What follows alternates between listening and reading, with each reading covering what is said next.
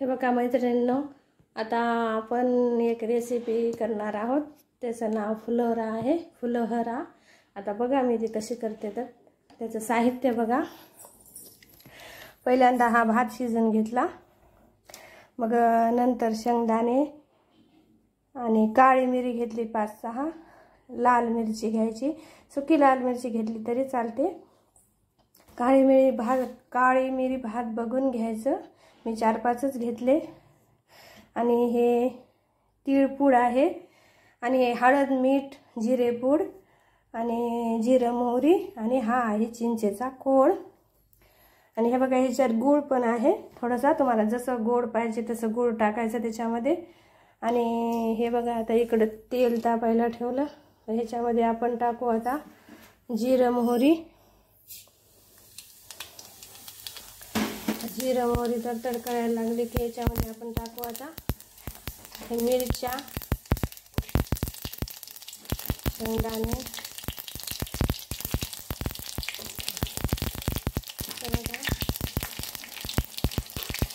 मिरची शेंगदाणे टाकायचे, काळी मिरी टाकायचे.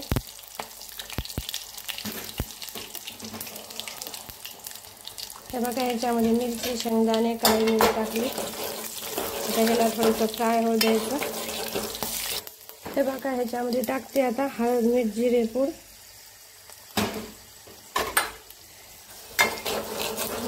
फ्राय करते. आता ह्याच्यामध्ये टाकायची तिळपूड,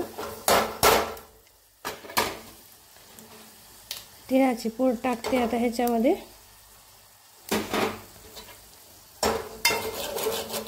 आता टाकते चिंचेचा कोळ. हे बघा मैत्रिणींनो, हे चिंचेचं पाणी टाकलं.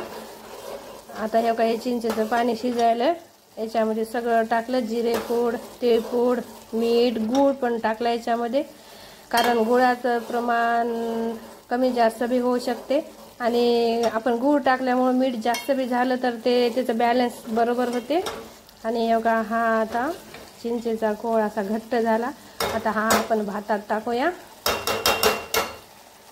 बघा आता मी गॅस बंद करते. आणि हा आता चिंचेचा कोळ भातात टाकते. बघा आता ह्याला आंबट भात बी म्हणतात, आता फुलोरा बी म्हणतात. हे रेसिपी आंध्रामध्ये आहे. सर्दी झाली, थोडं शिंका बी यायला.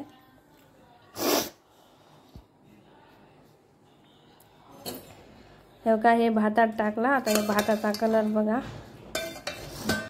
हे बघा मैत्रिणींनो, फुलोऱ्याला असा कलर आला. रेसिपी आंध्राची आहे. हे जास्त आंध्रामध्ये करतात. या मग खायला. थँक्यू.